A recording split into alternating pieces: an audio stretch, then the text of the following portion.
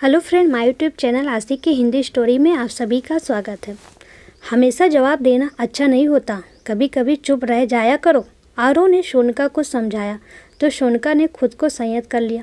वैसे भी अब की वो खुद के लिए नहीं बल्कि अपनी जेठानी सर्वदा के लिए मम्मी जी की गलत बात का विरोध कर रही थी। ये पहली बार नहीं था जब उसकी सास घर की औरतों को रात का बासी खाना खाने को कह रही थी। चूँकि सोनिका प्रेग्नेंट थी इसलिए उसे ताज़ा और पौष्टिक खाने की हिदायत देते हुए खुद अपने और जेठानी वसुधा की थाली में बचा हुआ खाना परोस रही थी। आज वसुधा ने सोनिका के उकसाने पर बासी रोटी खाने से मना किया तो सास गुस्से से आग बबूला हो गई थी और ताने देते हुए कुछ वही पुरानी बात दोहरा रही थी। मर्दों को घर से बाहर जाकर मेहनत का काम करना पड़ता है, उन्हें ताज़ा खाना खिलाओ। हम औरतें तो घर में रहती हैं, घर के कामों में भला उतनी थकावट कहाँ होती है। तो दो एक बासी रोटी खा लोगी तो क्या फ़र्क पड़ जाएगा। पढ़ी लिखी सोनिका जब लगभग साल भर पहले इस घर में ब्याह कर आई तो उसे सबसे ज़्यादा ताजुब इस बात से हुआ कि अक्सर घर की महिलाएं पुरुषों के बाद खाना खाती थी और कभी कभी तो पुरुषों को गर्म फुल के खिलाने में वो और जेठानी किसी एक को बाद में खाना पड़ता था। सोनिका को बड़ा अजीब लगता, इस ज़माने में ऐसी सोच कौन रखता है। ऊपर से जेठानी भी तो पढ़ी लिखी आधुनिक ख्यालों की महिला थी, वो कैसे चुपचाप सास की सब गलत बात भी मान लेती थी। सोनिका ने जब शुरू में इस बात का विरोध किया तो जेठानी वसुधा ने उसे बाद में मना किया कि इस घर में ऐसा ही होता है। तो मैं अक्सर रात की बची रोटियां सुबह उठकर जैसे ही कूड़ा आला आने वाला होता है मैं तुरंत रोटियां और बाकी बचा हुआ खाना लपेट कर कूड़ेदान में डाल देती हूँ, किसी को पता नहीं चलता।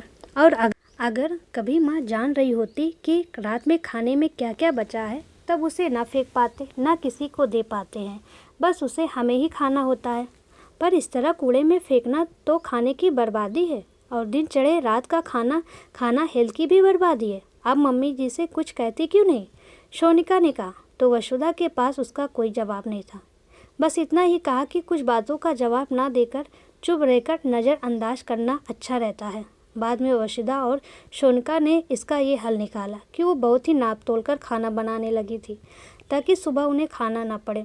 पर कल जब लखनऊ वाले फूफा जी आए तो सासू माँ के फरमान के मुताबिक छोले पूरी और बहुत सारे पकवान बने थे। तो वो सहयोग था कि फूफा जी बाहर से नॉन वेज पैक करा कर ले आए थे और फिर बहुत सारा खाना बच गया था। अगले दिन रविवार होने की वजह से घर के तीनों पुरुष और जेठानी के बच्चे भी घर में ही थे और सासू जी ने कहा कि घर के लोगों के लिए खाने में गरम गरम चावल दाल सब्जी रायता सब बना लो और हम दोनों आज से कल तक बचा हुआ फ्रिज का खाना खत्म करेंगे। इतना सुनते ही सोनिका को रहा नहीं गया, क्योंकि अभी 10 दिन पहले ही उसकी रिपोर्ट आई थी, वो माँ बनने वाली थी। मतलब जब तक सोनिका अकेली थी तब तक उसे बासी खाना पड़ता था। अब चूँकि उसके अंदर एक जीव पल रहा था, माँ जी के शब्दों में उनका पोता पल रहा था, तो सासू माँ ने सोनिका को ताज़ा खाने की हिदायत देने शुरू कर दी थी। अलबत्ता वो खुद भी रात का बचा खाना ही खाती थी, इसलिए आज जब नहीं रहा गया तो सोनिका ने इसका विरोध करते हुए कहा कि मम्मी जी, स्त्री हो या पुरुष, बासी खाना सबके लिए नुकसानदायक होता है। अब तक मुझे भी वही खाना पड़ता था, अब मैं माँ बनने वाली हूँ तो अब मुझे पौष्टिक और ताज़ा खाने की सलाह और इजाज़त दे रही हैं। क्या मेरी खुद की कोई वैल्यू नहीं है।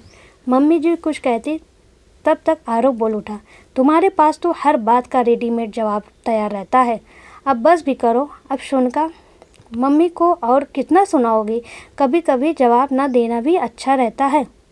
नहीं नहीं आरव, सोनिका को मत रोक, उसे बोलने दे जो उसके मन में। सच कहूँ तो आज इसने मेरी आंखें ही खोल दी है। सही तो पूछ रही है, जब ये गर्भवती नहीं थी तब तो मैंने इसे बासी बचा कुचा खाने की सलाह दी। अब जबकि एक नन्ही सी जान पल रही है इसके अंदर तो मैं अच्छा खाने को कह रही हूँ। अब चौंकने की बारी सोनिका और वसुधा की थी। कहीं मम्मी जी नाराज़गी में तो ये नहीं कह रही हैं।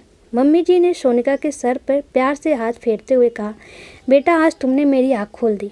मैं भी क्या करती, अपने घर में भी यही देखती आई थी, फिर ब्याह कर ससुराल आई तो यहाँ भी घर की औरतें सबसे बाद में बचा कुचा खाना ही खाती थी।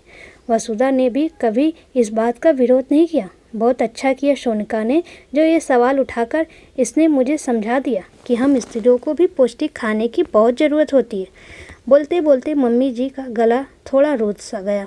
आरव ने उनका कंधा पकड़ते हुए कहा, माँ तुम शायद भूल गई हो, तुम सास हो। इन बहुओं के सामने दबंग बन के रहो, वरना ये तुम्हारे सर पर चढ़ जाएंगी।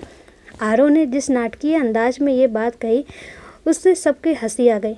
अगले दिन से जो भी खाना बचता उसे मम्मी जी खुद दूध वाले को दे आती कि वो अपनी गाय को खिला दे।